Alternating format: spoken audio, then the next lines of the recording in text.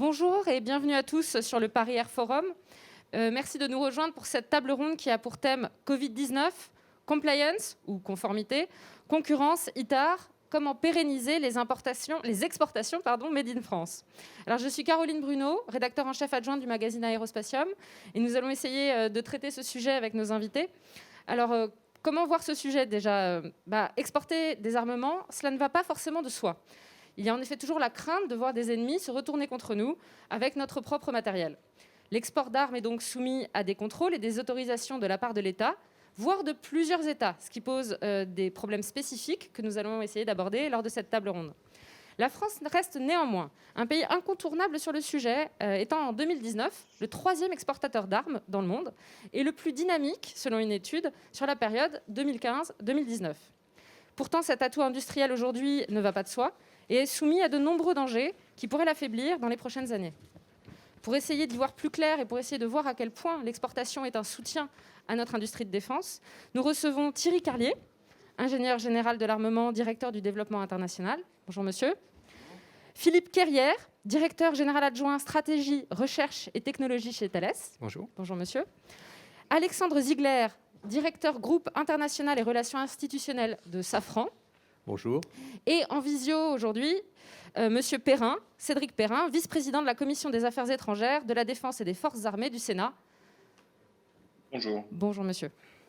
Alors la première question peut sembler un peu naïve, mais elle va permettre à chacun en fait, de donner son propre point de vue sur le sujet de la table ronde.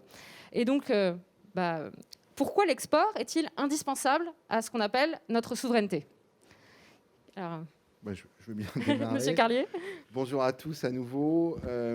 Alors, moi, je voudrais déjà revenir. Qu'est-ce que ça veut dire, en fait, la souveraineté ? La souveraineté, la définition du Larousse, vous me pardonnerez, c'est le pouvoir suprême reconnu à l'État qui implique l'exclusivité de sa compétence sur le territoire national, donc ça, c'est la souveraineté interne, et son indépendance dans l'ordre international, où il ne doit être limité que par ses propres engagements. Alors, pour nous, dans le domaine de l'armement, ça veut dire en fait, en réalité, plusieurs choses. Je crois que d'abord, ce qui est fondamental, c'est de pouvoir continuer dans le temps, dans la durée, à fournir en fait à nos armées l'ensemble du spectre des matériels. Et ça, en étant autonome, je crois que c'est aussi un petit peu une des marques de fabrique de la France, en disant, même si on n'a pas les effets d'échelle des États-Unis, d'arriver quand même, justement, de par aussi l'excellence de notre base industrielle qui est présente aujourd'hui, d'avoir en fait la gamme de ces matériels sur la totalité du spectre. Voilà, et donc ça c'est quelque chose, c'est une alchimie qui est un petit peu compliquée à conserver dans le temps. Alors, l'export, alors justement, pourquoi l'export ? D'abord parce que c'est notre volonté, voilà, parce que c'est l'expression de notre politique, c'est l'une des façons d'exprimer notre politique étrangère, c'est le fait de choisir les partenaires avec lesquels on partage des valeurs, avec lesquels on partage des intérêts de défense communs, et donc effectivement, dans ce cas-là, de leur fournir les matériels qui doivent leur permettre d'assurer leur sécurité. En troisième lieu, alors justement, pour revenir sur la première question, à partir du moment où on souhaite conserver une industrie qui est compétente et qui a l'ensemble de ce spectre, notre marché national, vous le savez, il ne suffit pas, il est trop étroit, et donc c'est aussi pour ça qu'il faut exporter. On dit communément qu'en fait, notre base industrielle et technologique de défense, elle doit faire à peu près 30% de son chiffre à l'export pour rester soutenable dans la durée et pour continuer à fournir à nos armées l'ensemble du spectre des matériels. Voilà. Mais je dirais que c'est vraiment quelque chose qui arrive dans un troisième temps, après les deux premiers que j'ai cités. Si je rebondis, et d'un point de vue industriel, c'est clairement aussi un facteur de développement économique. Quand on regarde le monde de la défense en France, c'est 200 000 emplois, et ça irrigue aussi un certain nombre d'activités connexes. Je pense à l'espace, je pense à l'aéronautique, je pense à la sécurité. Donc il y a vraiment un aspect économique aussi très fort. Et ensuite, si je regarde aussi d'un point de vue purement entreprise et industriel du monde de la défense, c'est clairement l'export est un levier de compétitivité, d'attraction de talents et aussi d'innovation. Alors compétitivité, pourquoi ? Parce que clairement, les programmes export permettent aussi de lisser en fait les cadences de production, les cadences industrielles, et donc d'assurer en fait des gammes de produits qui sont beaucoup plus compétitifs aussi à nos forces armées. Le deuxième élément, c'est le levier de talent. il est clair qu'on ne peut pas forcément avoir dans un pays l'ensemble des talents disponibles à un instant donné. S'ouvrir sur le monde, c'est accéder à ces talents. Et le troisième élément, c'est l'innovation. Être présent à l'international, c'est aussi pouvoir ramener en France un certain nombre d'emplois extrêmement qualifiés, de développer l'innovation avec d'énormes bénéfices sur l'ensemble de l'écosystème d'innovation français. Oui, merci. Moi, je suis d'accord avec ce qui a été dit. Je pense que si je devais choisir la raison principale pour laquelle l'export est indispensable, je prendrais la dernière en tant qu'industriel, que ce qui a été parmi les trois qui ont été cités par Thierry Carlier.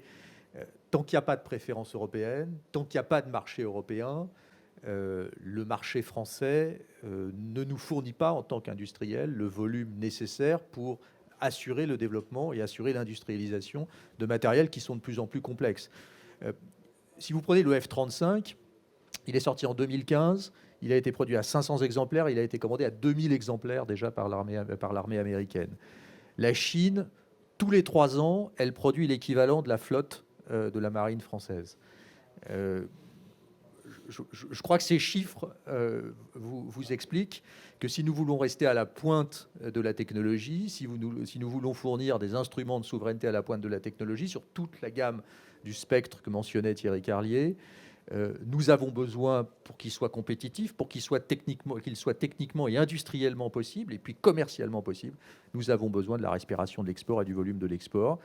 Et puis je suis très sensible également au fait que l'export dans le domaine de l'armement, c'est un instrument de solidarité stratégique. C'est un instrument très important de construction de solidarité stratégique pour notre pays. Quand on développe ou qu'on co-développe avec l'Inde un moteur d'avion de chasse, par exemple, on n'est pas seulement sur un marché commercial. Quand on vend à l'Australie des systèmes très complexes, comme on l'a fait avec nos sous-marins, sur lesquels un groupe comme Safran fournit des équipements optroniques, par exemple, on n'est pas seulement non plus sur un marché strictement commercial, on est aussi dans la construction de solidarité stratégique et dans des considérations qui ne sont pas seulement des considérations industrielles. Monsieur Perrin, le point de vue du politique sur cette question ? Alors, moi, je suis entièrement d'accord avec tout ce qui a été dit. Je vais peut-être plus synthétique essayer de synthétiser les choses, mais en fait, il n'y a pas d'autonomie stratégique sans base industrielle et technologique de défense, et donc il n'y a pas de BITD sans, qu'elle soit française ou européenne d'ailleurs, sans exportation d'armement.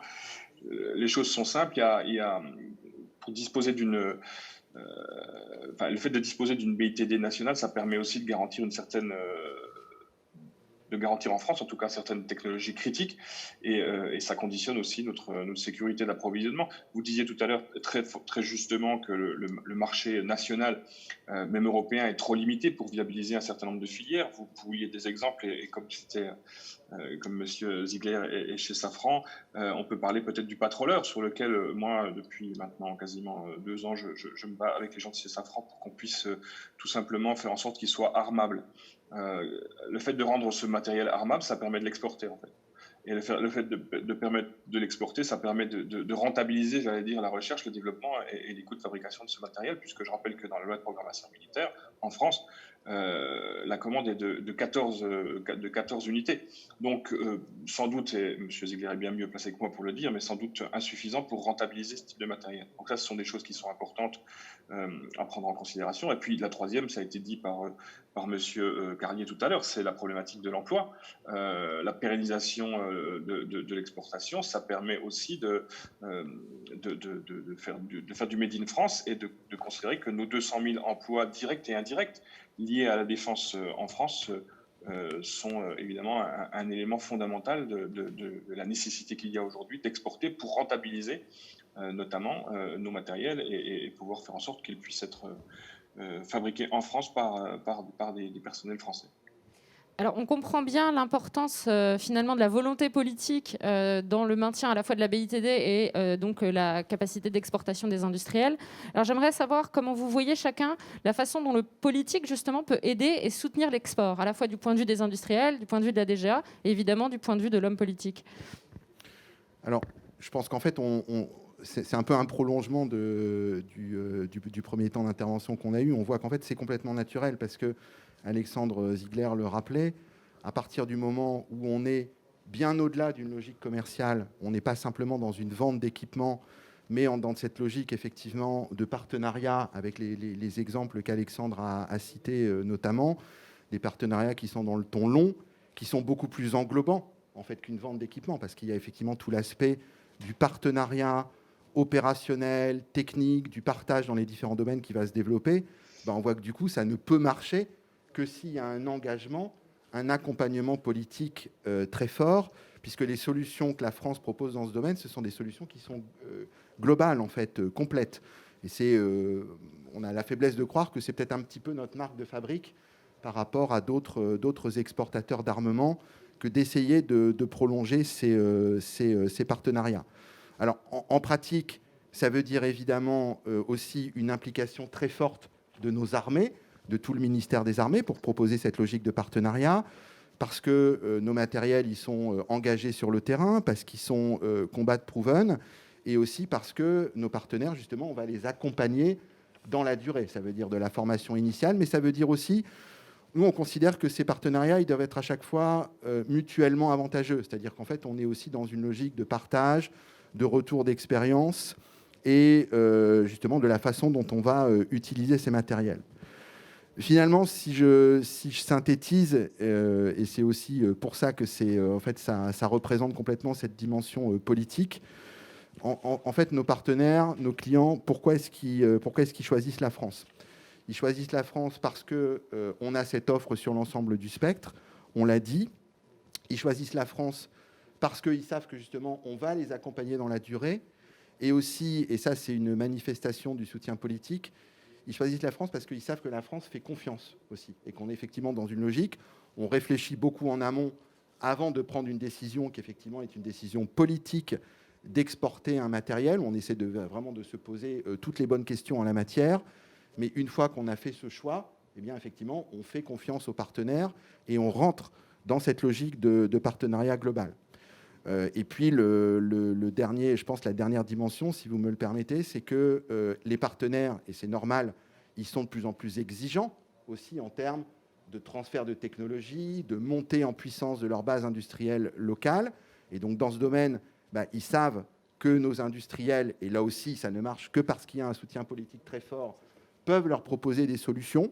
Et puis aussi, pardonnez-moi de plaider un tout petit peu pour ma paroisse, parce qu'ils savent que la DGA, en la matière, pourra les accompagner, parce que nous, on a cette capacité de maîtrise d'ouvrage forte, de conduite des programmes d'armement, et donc ils savent qu'on saura les aider. Donc finalement, dans la gamme des solutions qu'on peut leur proposer, et ça aussi, ça ne marche que s'il y a un soutien politique tout au long de la route, c'est soit effectivement un contrat commercial qui va être adossé à des arrangements, des accords gouvernementaux, mais ça peut aller aussi, et de plus en plus on essaie de développer cette dimension, jusqu'à des contrats d'État à État. Justement, pour les industriels, comment se manifeste ce soutien de l'État ? Dans quelle mesure vous en avez besoin ? Et comment se passent finalement les relations avec eux quand il s'agit d'exporter, ce qui est indispensable pour vous ? Monsieur, je crois que il faut pas s'y tromper. Un contrat commercial, c'est l'industriel qui le négocie, et à la fin, c'est lui qui le gagne ou qui le perd. Est-ce qu'il a besoin sur ce type de marché du soutien de l'État, pas seulement de l'État d'ailleurs, du soutien parfois de l'ensemble de l'administration, mais aussi de nos parlementaires? La réponse est oui, évidemment. Oui, parce que je reprends vraiment le terme de Thierry Carlier, au cœur de ces marchés, il y a la confiance. Quand vous confiez une partie de votre souveraineté à un système d'armes très compliqué, ça veut dire que vous devez avoir la garantie que sa disponibilité opérationnelle, son entretien, ses rechanges, ça vous est acquis pour 30 ou 40 ans, pas pour 1 ou 2 ans. Et donc la confiance stratégique que vous mettez dans votre relation bilatérale et avec le gouvernement, elle est aussi extrêmement importante et elle est partie intégrante de ces marchés-là. Donc c'est un travail d'équipe. Je crois qu'il est parfaitement pratiqué en France aujourd'hui. C'est un travail qui implique un travail d'équipe entre les industriels, souvent dans le cadre de groupements. Je pense au GIE Rafale par exemple. C'est un travail d'équipe entre les grands groupes et les PME, c'est aussi très important.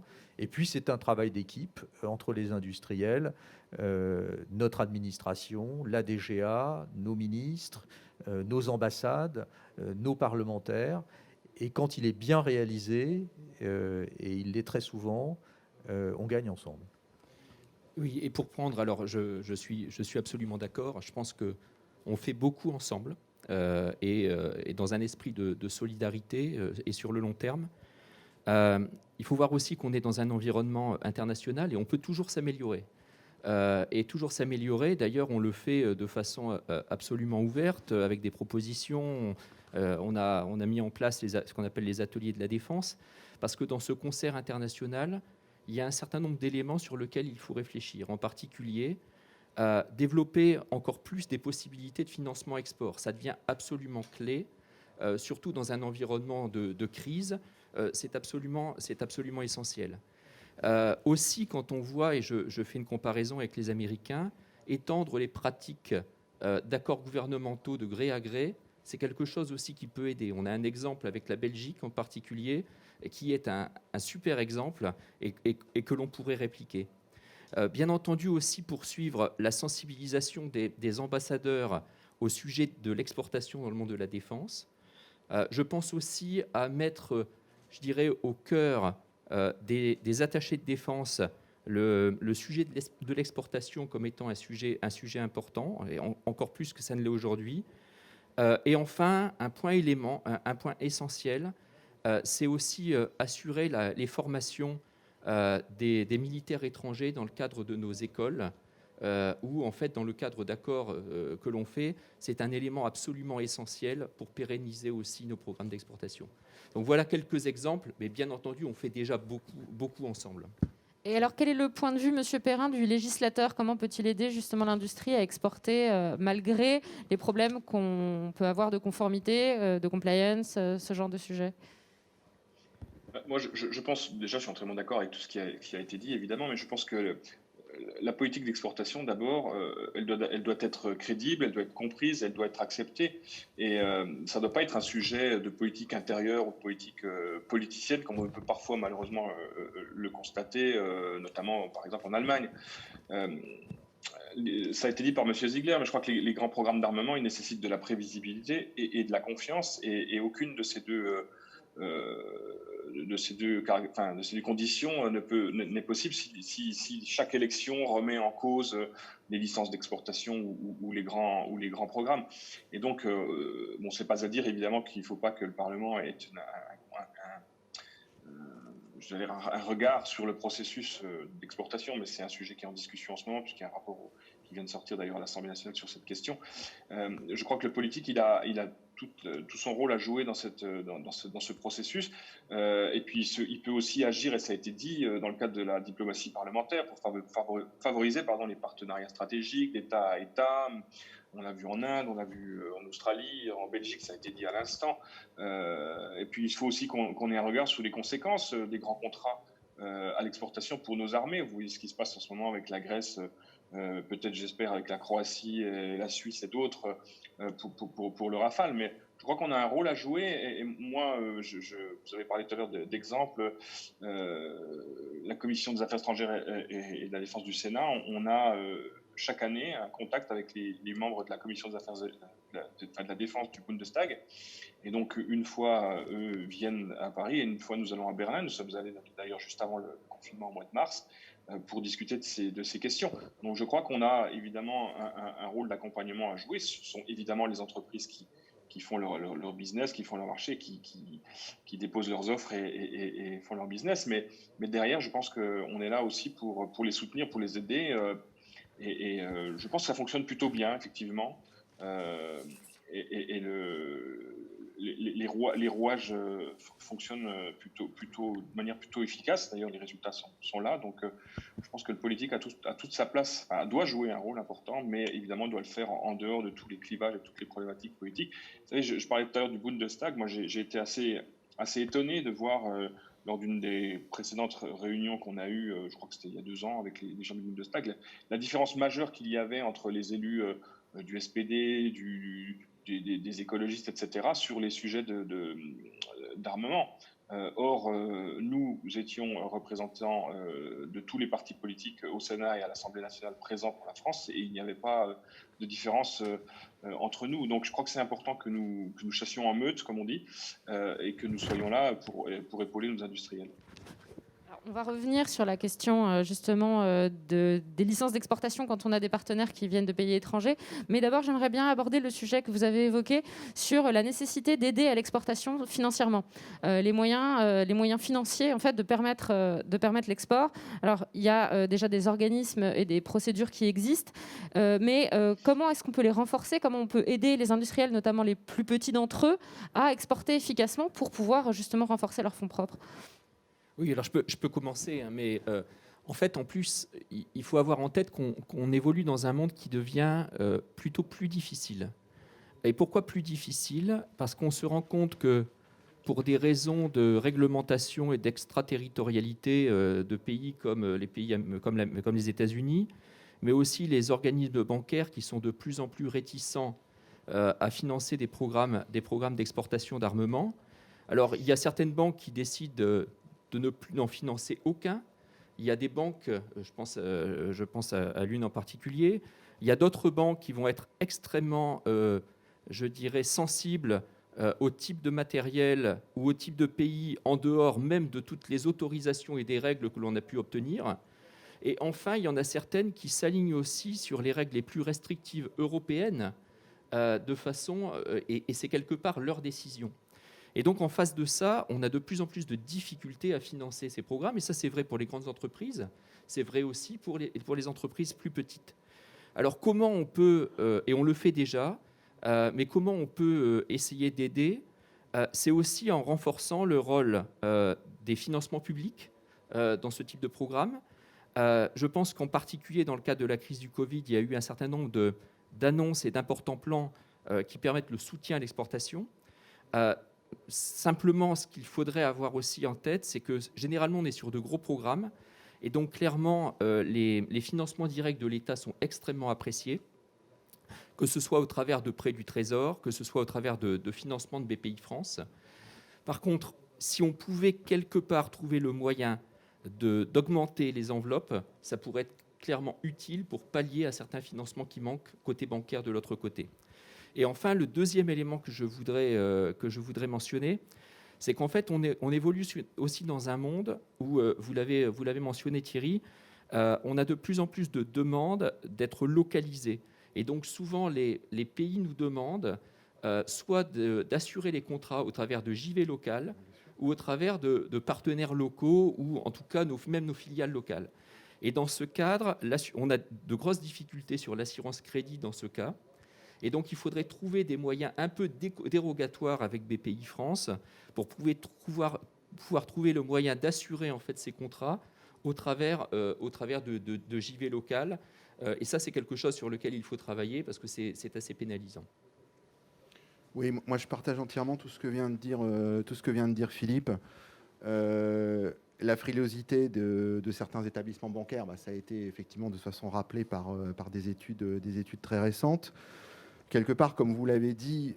Excusez-moi, juste sur cette question. Pourquoi est-ce que les banques sont aussi frileuses? Est-ce que c'est pour des questions éthiques ou pour des questions de rentabilité? C'est pour des questions que moi je qualifierais un peu d'over-compliance, en réalité. Appelons ça comme ça. Et comme vous l'avez très justement dit, quelque part, à partir du moment où notre processus de contrôle des exportations, la SIEMG, a rendu des décisions et on nous reconnaît quand même qu'il est rigoureux, qu'il est sérieux, c'est pour ça que je qualifie quand même un petit peu ça d'over-compliance, parce que finalement, je dirais, les autorisations ont été données avant. Mais effectivement, comme vous l'avez dit, on ne peut pas les contraindre. À partir du moment où c'est leur décision de ne pas financer ces projets, ça veut dire qu'il faut trouver d'autres voies. Je pense que vous avez très bien résumé en fait, les questions qui se posent. Moi, ce que je pense, donc je ne vais pas revenir là-dessus, sur les différents outils qu'on a.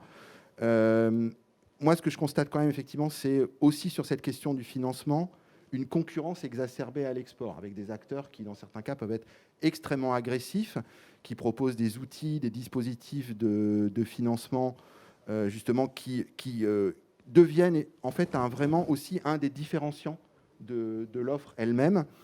Et donc, ça veut dire que nous-mêmes, il faut aussi qu'on soit flexible, adaptable, y compris effectivement pour répondre à ces questions de part locale que vous avez soulevées. Et puis, il y a la question des PME, parce qu'effectivement, les PME elles-mêmes, souvent, ne peuvent pas se financer sur le marché bancaire, donc il faut trouver des outils alternatifs. On en a un, en réalité, qui s'appelle l'article 90, en fait, qui est un dispositif d'avance remboursable qui est plus particulièrement destiné aux PME, parce qu'en en fait, il peut permettre un constat d'insuccès quand l'opération ne fonctionne pas. Donc, en fait, c'est ça qui le différencie d'un prêt. Mais c'est un dispositif, effectivement, qu'on est en train de refondre, de rénover pour mieux l'adapter aux caractéristiques des marchés actuels. Moi, je partage le constat qui vient d'être fait. Il y a un sujet aujourd'hui d'overcompliance bancaire, il est évident. Il touche les grands groupes, mais il touche surtout aujourd'hui les PME et les ETI. Et il y a, je crois, une vraie difficulté aujourd'hui pour les PME et les ETI de souveraineté à avoir accès au crédit bancaire. Et c'est vraiment un sujet sur lequel il faut qu'on travaille ensemble avec les fédérations, avec l'État, pour qu'on puisse mettre ce sujet sur la table. Et c'est d'autant plus important, comme le rappelait Thierry Carlier, qu'il y ait des outils publics qui puissent permettre à ces PME et ETI d'avoir davantage accès à des financements à l'export. Il y a des outils nationaux, et puis il y a aussi un outil européen, qui est le Fonds européen de défense, qui impose aujourd'hui de créer des alliances entre les grands groupes et des PME, et donc c'est extrêmement important que ces outils puissent aujourd'hui exister pour solvabiliser à l'export, en particulier la chaîne de souveraineté de nos PME et de nos ETI. Il y a beaucoup de choses qui ont été annoncées dans le cadre du plan de relance en termes de financement à l'export, vraiment de très bonnes choses, notamment un accès élargi à l'assurance crédit de court terme. Moi, si vous me le permettez, je voudrais être aussi très, très pragmatique. Je pense qu'aujourd'hui, le problème auquel nous faisons face, grands groupes comme PME, ETI, et encore plus PME, ETI, c'est moins un problème de financement, c'est un problème de déplacement. C'est-à-dire qu'on ne peut plus aujourd'hui aller voir nos clients, et que s'il y a un élément qui pénalise aujourd'hui notre capacité à rayonner à l'export, c'est notre capacité à aller voir nos clients. Et là, je crois qu'il faut qu'on en prenne conscience. L'Europe, c'est de toutes les zones aujourd'hui mondiales, celle dans laquelle le trafic est le plus dégradé, celle dans laquelle le trafic aérien continue de se dégrader, que ce soit en termes domestiques ou en termes internationaux. Il faut vraiment d'urgence qu'il y ait un effort de coordination des mesures sanitaires, de coordination des contraintes sanitaires, de manière à pouvoir faire redémarrer un volume de déplacement d'affaires intra-européen et extra-européen. Parce que sinon, vous pourrez inventer toutes les solutions de crédit export.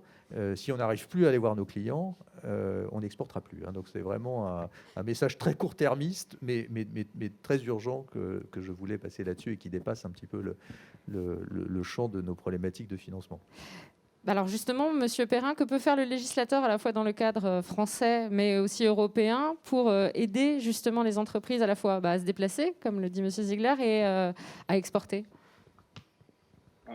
Écoutez, une fois de plus, je crois qu'on est tous d'accord sur le sujet. Je crois qu'il faut d'abord traiter la question générale du financement des PME, des ETI, des startups qui effectivement souffrent peut-être davantage encore que les grands groupes, même si c'est tout à fait discutable.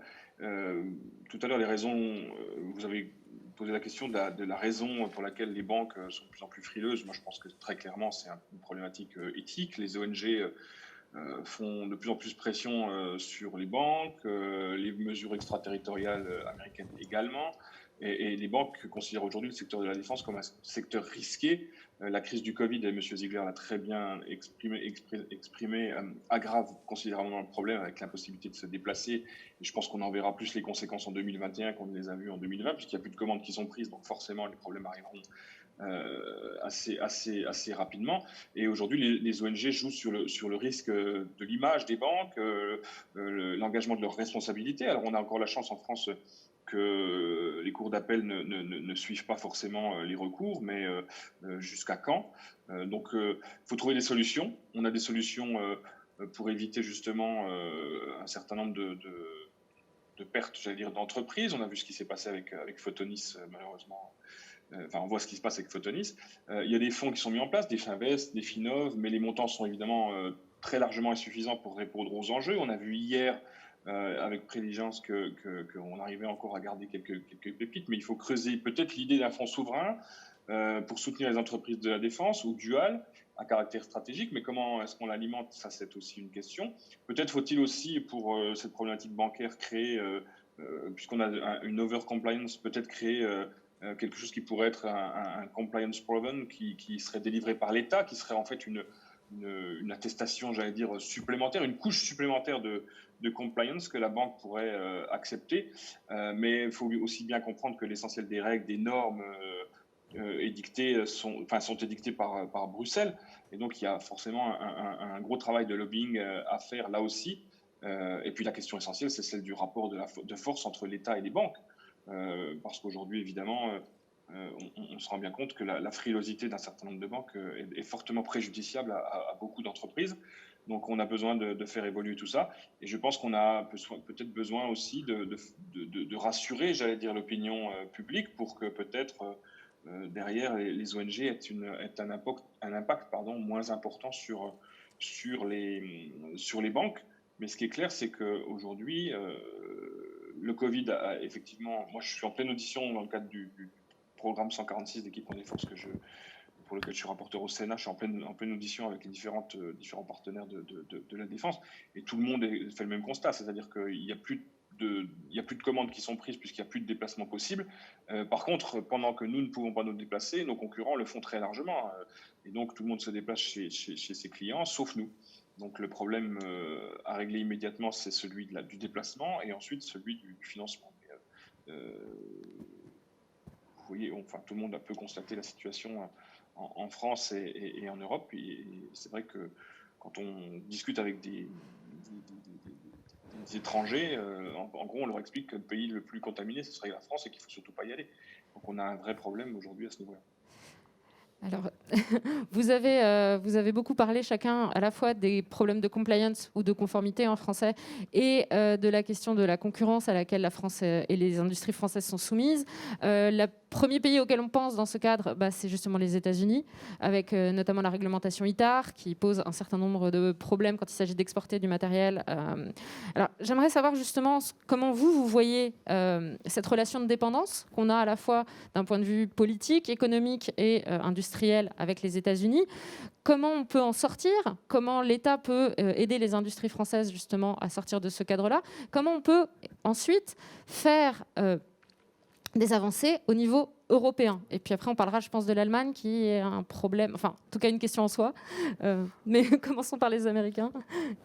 Oui, alors, la réglementation ITAR, vous avez tout dit, quasiment. C'est-à-dire que la réglementation ITAR, c'est une réglementation qui est extrêmement intrusive, qui en fait cristallise un certain nombre de dépendances technologiques, alors quand même, on y reviendra, qui sont pour nous des dépendances technologiques un peu résiduelles.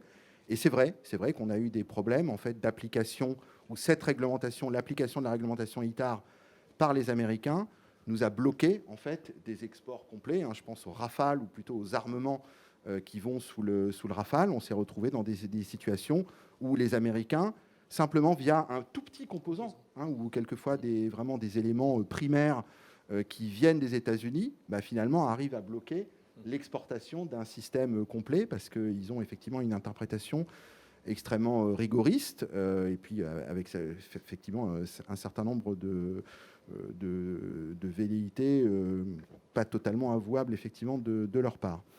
Alors, il y a aussi finalement une autre question, c'est pourquoi les pays se tournent vers l'offre américaine.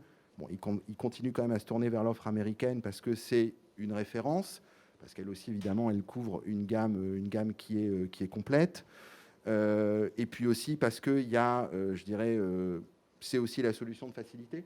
Il ne faut pas oublier qu'il y a les ventes en fait d'équipements américains via ce qu'on appelle le Foreign Military Sales, qui, y compris pour beaucoup de nos partenaires européens, constitue une solution en fait simple, très rapide en termes d'acquisition. Et puis aussi parce que, ça c'est la dimension politique des ventes d'armes des États-Unis. C'est cette logique en fait transactionnelle d'accès au parapluie américain en échange de contreparties sonnantes et trébuchantes. Bon, et ça, on a bien vu que sous l'ère Trump, en fait, cette logique transactionnelle, évidemment, elle a atteint un peu son paroxysme.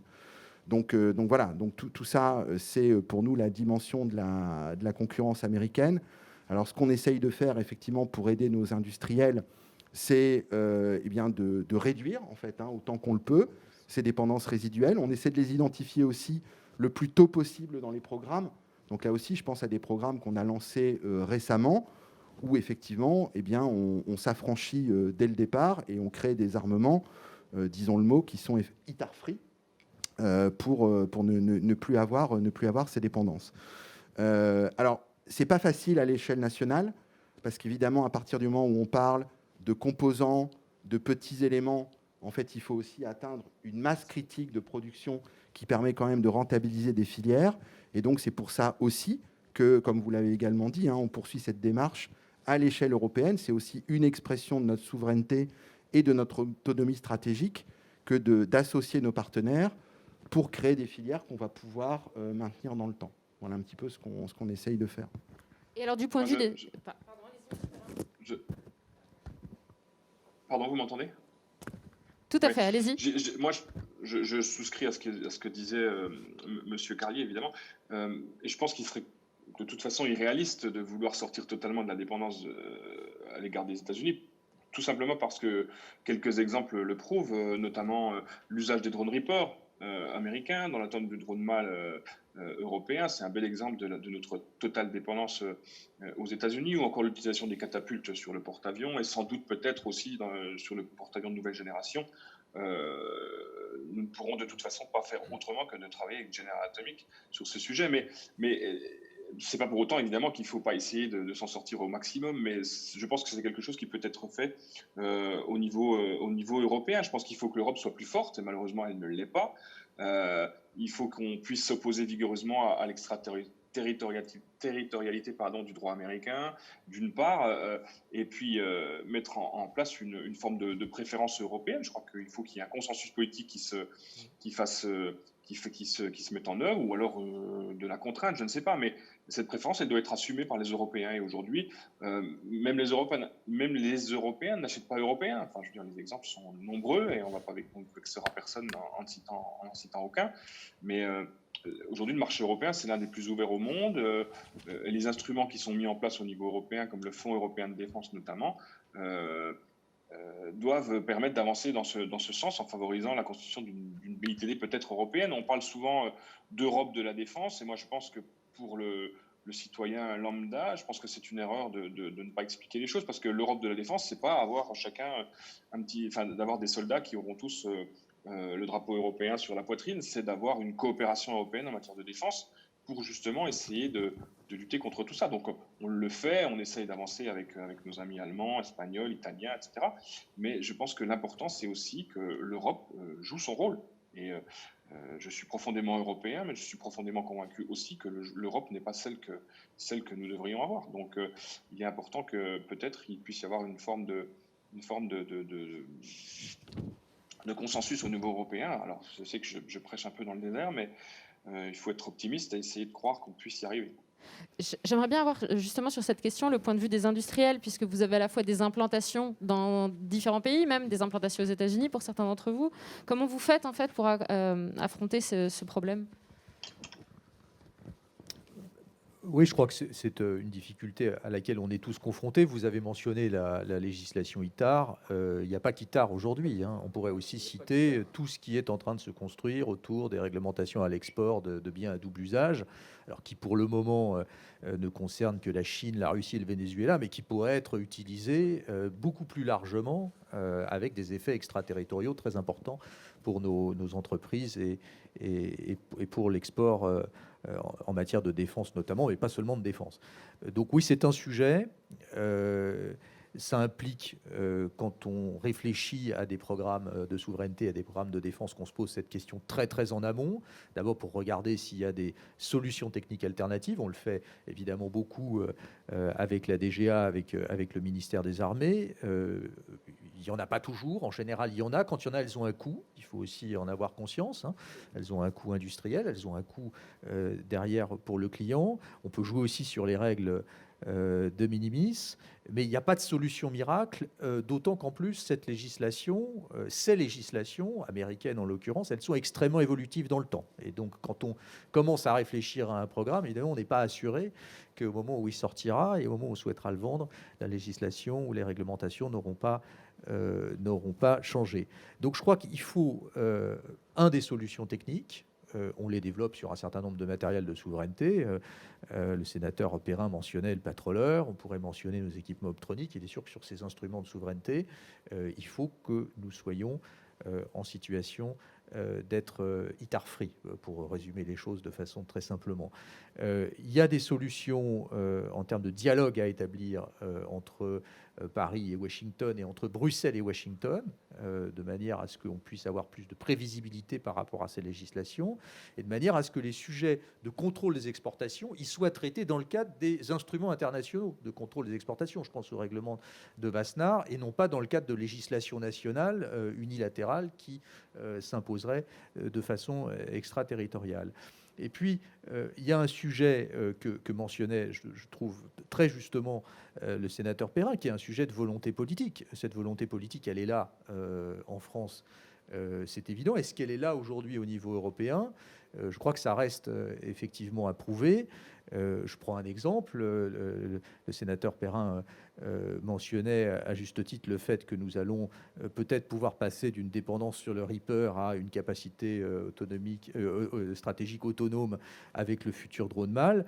Oui, mais il faut dans ce cas aussi que nous ayons la garantie que ce drone MAL il soit vraiment 100% européen et que sur des systèmes critiques, je pense à la propulsion par exemple, nous n'allions pas chercher des technologies qui seraient des technologies extra-européennes parce que ça coûte moins cher ou parce qu'il n'y a pas de consensus politique européen sur ce sujet. C'est vraiment des enjeux majeurs en termes de souveraineté et ce ne sont plus des enjeux qu'on peut regarder sur des programmes de cette nature strictement en franco-français, mais sur lesquels il faut aussi qu'on ait un dialogue européen. Juste, pas grand-chose à ajouter.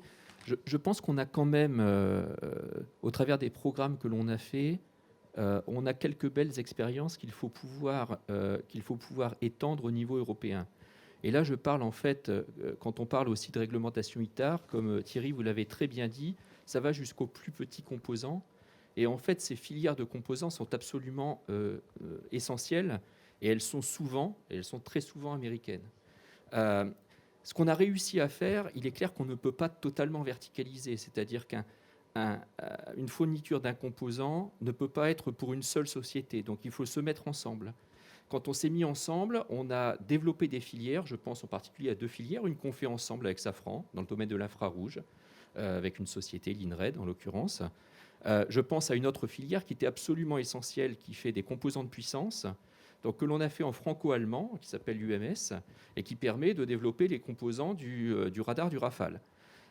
Et on voit très bien que cette solidarité entre sociétés, et en plus avec des financements, parce que c'est clairement nécessaire, permet de faire des filières qui vont avoir suffisamment de débouchés. Par contre, il est clair aussi que pour bon nombre de composants, le seul marché, on va dire, de défense français ne peut pas suffire. Il faut trouver des débouchés qui soient potentiellement commerciaux, ce qui a été le cas sur UMS. Et il faut surtout se mettre ensemble avec des sociétés européennes pour créer en fait cet espace où on va pouvoir conserver de la technologie, développer de la technologie au meilleur niveau, mais avoir des débouchés qui sont suffisants. Alors, justement, sur la question... Oh, pardon. Je vous en prie, monsieur Perrin. Juste un point qu'on n'a pas évoqué, mais qui va finalement dans la droite ligne de ce qui a été dit, notamment par monsieur Ziegler, sur la nécessaire volonté politique qu'il faut qu'on ait au niveau européen, c'est le problème de l'OTAN. Enfin, moi, je suis rapporteur général de la Commission Sécurité et Défense de la paix OTAN, donc je suis d'autant plus critique que je vois comment ça fonctionne en interne. Aujourd'hui, l'OTAN, et je suis le politique de la table ronde, donc je peux me permettre de le dire, c'est devenu un outil de domination économique des États-Unis sur l'Europe pour imposer la vente de leur matériel. Enfin, il faut que les choses soient claires, les choses sont évidentes. Et on a besoin aussi d'essayer de peser dans cet organisme-là pour faire en sorte qu'au niveau européen, il puisse y avoir de la solidarité. Mais cette espèce d'entretien d'une paranoïa anti-russe par un certain nombre, n'a, de mon point de vue, que vocation à permettre la vente de matériel américain aux pays baltes et à un certain nombre d'autres pays. On a vu ce qui s'est passé avec les hélicoptères en Pologne, etc. Donc là aussi, les exemples sont nombreux. Donc je crois qu'on a besoin vraiment qu'il y ait une prise de conscience européenne sur toutes ces questions. Alors moi, je suis un optimiste de nature, j'espère qu'on y arrivera. Mais je pense que notre salut doit passer par une prise de conscience européenne. Alors justement, sur la question de l'Europe, on va pouvoir poser les dernières questions de cette table ronde sur ce sujet.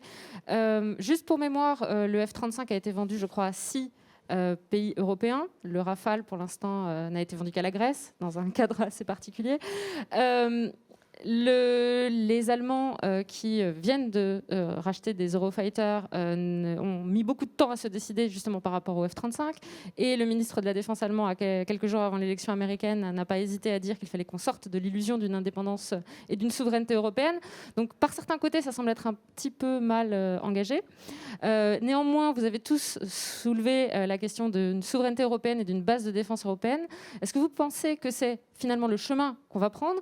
Est-ce que vous avez plutôt une interprétation positive de cette question? Et comment vous voyez justement dans les prochaines années cette solidarité européenne se manifester sur cette question-là? Alors, moi justement, je voudrais rebondir sur quelque chose qu'a dit le sénateur Perrin sur effectivement le fait que l'OTAN constitue en fait une antichambre de vente de matériel américain. C'est complètement vrai. Alors, justement, nous, et vous avez très bien dit, il faut que les Européens ils se mettent ensemble pour en fait arriver à avoir un peu cet effet d'échelle. Et ce qui ne veut pas dire, effectivement, on va continuer à travailler dans un cadre OTAN. Mais vous savez que ce que dit la France, c'est qu'en fait, au sein de l'OTAN, il faut un pilier qui est européen, qui soit fort, qui est d'ailleurs ce que réclament eux-mêmes les Américains sur la question de partage du fardeau. Donc justement, prenons-les à leur propre jeu, à leurs propres mots, et construisons des solutions européennes qui font un pilier européen fort au sein de l'OTAN. Et donc ça, c'est justement un des axes qu'on essaie d'avoir, parce que dans les questions de fonds européens de défense, de coopération structurée permanente, en fait, il faut aussi qu'on propose des solutions qui sont interopérables, parce que l'un des grands axes en fait, qui permet de développer au sein de l'OTAN et de favoriser les matériels américains, c'est la question de l'interopérabilité. Il y a un petit peu un fantasme qui se fait jour, qui est de dire, pour être interopérable avec du F-35, à la fin, on ne peut acheter que du F-35. Donc, en fait, il faut que nous-mêmes, on sache aussi, via ces nouveaux outils européens, peser sur ces questions d'interopérabilité, de connectivité. Donc ça, évidemment, d'où l'importance du grand programme aéronautique sur lequel on travaille actuellement avec l'Allemagne et l'Espagne. Et donc, c'est aussi pour ça que la France, nous, on essaie d'utiliser ces outils européens, comme le Fonds européen de défense ou les questions de coopération structurée permanente, pour créer, en fait, les conditions favorables de cette interopérabilité, de cette connectivité, en lien avec l'OTAN, mais en ayant aussi les moyens de peser sur ce qui se fait à l'OTAN. Alors, pour revenir en fait très très rapidement sur les questions européennes, alors peut-être la question n'est pas est-ce qu'on pense que ça va se faire, la question c'est on veut que ça se fasse. Donc effectivement, il faut être totalement volontariste dans ce domaine. Encore une fois, c'est la façon dont nous, on essaye effectivement de promouvoir. Ça a été dit également auparavant, au sein du Fonds européen de défense et de la coopération structurée permanente, on arrive avec des logiques qui sont le plus inclusives possible. Ça ne marche évidemment, et je pense que notre coopération avec les industriels dans ce domaine, elle fonctionne parfaitement, qu'il y a une parfaite bijection entre la façon dont nous, côté français, on essaie d'amener des projets et le fait qu'ils soient soutenus en fait, par des consortiums industriels qui sont vraiment extrêmement inclusifs. Donc ça fonctionne bien. Alors évidemment, on le fait sans angélisme, parce qu'à partir du moment où justement on souhaite avoir des piliers européens qui soient plus forts, on ne peut accepter la consolidation de nos industries européennes que si évidemment ça n'entrave pas notre liberté à l'exportation et que ça n'est pas un frein à l'exercice des politiques nationales qu'on citait au tout début. Donc dans ce domaine-là, nous on est effectivement extrêmement vigilants à conserver notre liberté d'appréciation. On peut y arriver, parce que c'est quand même effectivement un peu la vocation de l'accord qu'on a passé avec l'Allemagne. Alexandre notamment rappelait l'application du principe de de minimis. Donc cet accord, en fait, il doit nous permettre de développer des produits en commun, mais en conservant quand même chacun sa liberté d'appréciation et l'exercice de sa politique régalienne dans le domaine des exportations. Alors, Et il donc- nous reste, excusez-moi, juste 5 minutes pour conclure pour chacun d'entre vous. Alors, justement, le point de vue des industriels, à la fois Thales et Safran, sur cette question de coopération industrielle au sein de l'Europe, et notamment avec les Allemands. Et puis, peut-être pour finir, Monsieur Perrin, justement, sur les coopérations qui peuvent exister, comme vous l'avez dit, avec le Bundestag, avec l'Allemagne, qui, par le passé, a déjà bloqué certaines exportations. Comment faire pour passer outre, passer au-delà? Rapidement, je crois qu'on ne va pas d'un coup de baguette magique créer demain un marché de défense unique et un marché de défense européen. Ça n'aurait pas de sens et un certain nombre de nos partenaires n'y sont d'ailleurs pas prêts. En revanche, ce qui est sûr, c'est que les évolutions actuelles poussent dans ce sens et que les coopérations interétatiques qui sont en train de se construire avec les industriels poussent en ce sens. Quand on prend des programmes majeurs comme le SCAF, par exemple, le futur système de combat aérien, on voit bien que c'est un système qu'on ne peut plus développer et qui n'aurait pas de sens de développer au niveau français strictement et qui fait en revanche beaucoup plus de sens dès lors que plusieurs acteurs s'asseyent autour de la table. Donc moi je suis très optimiste par rapport à ça. Je pense qu'il y a une dynamique industrielle et une dynamique interétatique qui est à l'œuvre, qui ne va pas en 2 ans transformer le paysage, mais qui est quand même en train de le structurer. Deuxièmement, je crois qu'il faut qu'on soit clair, en revanche, s'agissant de l'utilisation qu'on fait des instruments européens, des instruments communautaires, des instruments européens qu'on est en train de constituer aujourd'hui. Ceux-là, il est clair qu'ils doivent servir des intérêts de souveraineté européens. Je pense au Fonds européen de défense, il faut qu'on soit extrêmement clair, extrêmement vigilant sur les critères Vous voulez dire d'éligibilité. qu'il ne faut pas que les Américains puissent Je veux venir dire se qu'il faut servir qu'on dedans. soit vigilant sur les critères d'éligibilité. Vous avez un dispositif très utile aux États-Unis qui s'appelle la DARPA, qui je crois est assez vigilant sur ces critères d'éligibilité. Je crois qu'il faut qu'on le soit aussi, sans angélisme, sur le Fonds européen de défense. Et s'il s'agit de développer des instruments de souveraineté, il ne faut pas qu'ils servent non plus à aller financer des achats sur étagère de systèmes extra-européens. Je pense que c'est aujourd'hui la situation, mais qu'il faut qu'on soit ensemble extrêmement vigilants là-dessus.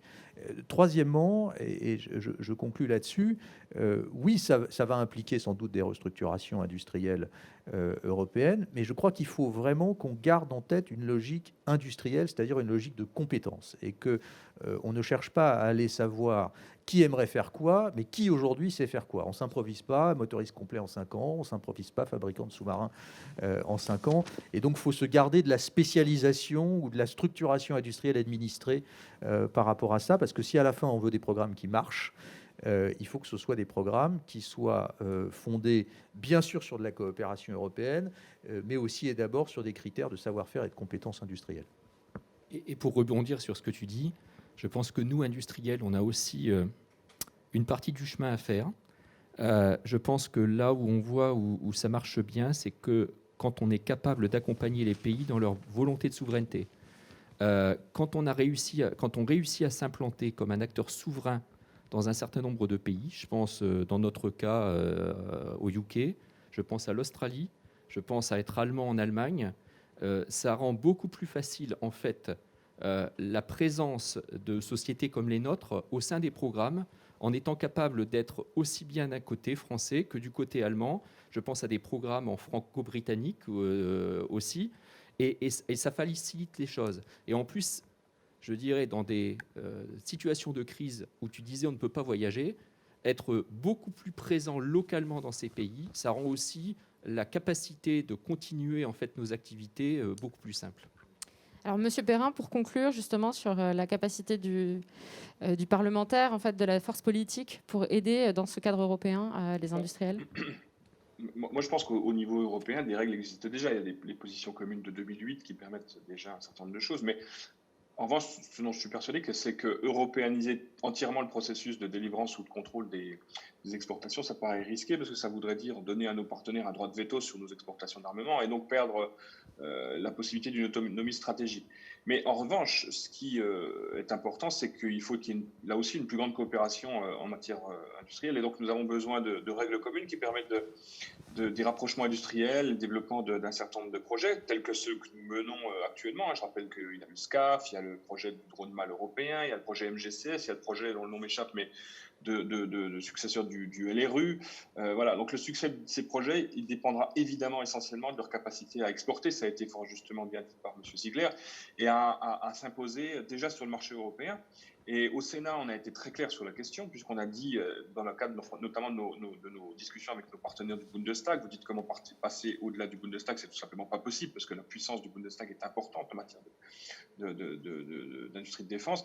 Mais en revanche, le préalable que nous avons posé à toute discussion, c'est de régler et de clarifier en tout cas la position des pays partenaires sur le sujet de l'export. C'est le préalable à toute discussion. Donc coopérer davantage, oui. Trouver des accords tels que celui qu'on a conclu avec l'Allemagne, oui, évidemment, l'an dernier, oui, évidemment, mais européaniser totalement le processus, ça paraît difficile parce que l'Europe n'y est pas prête. Et puis, je pense qu'il y a un point qui est important, c'est qu'il faut, à l'arrivée, enfin, avec l'arrivée probable de Joe Biden à la présidence des États-Unis, il ne faudrait pas que ça masque la réalité à nos partenaires européens, parce que je rappelle quand même que le changement de politique, le changement dans la relation transatlantique, il n'est pas né avec Trump. Il faut que les choses soient claires. Il était là bien avant Trump. Obama l'a mis en place, etc. Et donc demain, c'est pas parce que Joe Biden va arriver comme président des États-Unis. Oui, donc ce processus risque bien que ça changera le processus. Ça risque de rester avec Monsieur Biden. Merci beaucoup. Le temps est échu. Merci de votre présence. J'espère que cette table ronde a plu et a renseigné un peu nos auditeurs. Merci à vous. Merci beaucoup.